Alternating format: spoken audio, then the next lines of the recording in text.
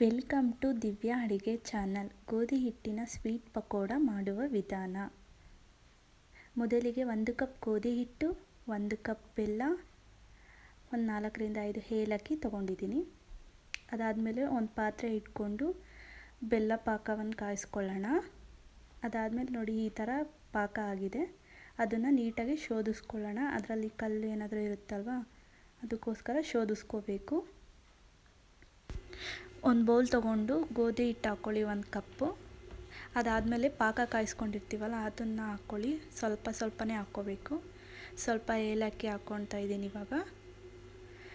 ಅದಾದಮೇಲೆ ಬಿಸಿ ಇರುತ್ತೆ, ಒಂದು ಸ್ವಲ್ಪ ನೀಟಾಗಿ ಕಲಿಸ್ಕೊಳ್ಳಿ ನಿಧಾನಕ್ಕೆ ನೋಡಿಕೊಂಡು. ಇವಾಗ ಸ್ಪೂನ್ ತೊಗೊಂಡು ಕಲಿಸ್ಕೊತಾ ಇದ್ದೀನಿ ನಾನಿವಾಗ.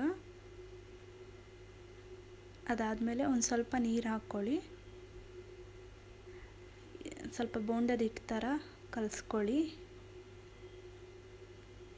ಈ ಟೈಪ್ ಬರಬೇಕು ನೋಡಿ, ಈ ಟೈಪ್ ಬರಬೇಕು. ಅದಾದಮೇಲೆ ಒಂದು 10 ನಿಮಿಷ ಮುಚ್ಚಿಟ್ಟು ಇವಾಗ ಸಾಫ್ಟ್ ಆಗಿದೆ. ಎಣ್ಣೆ ಕಾದಿದೆ. ಬೋಂಡದ ರೀತಿ ಫ್ರೈ ಮಾಡ್ಕೊಳ್ಳಿ.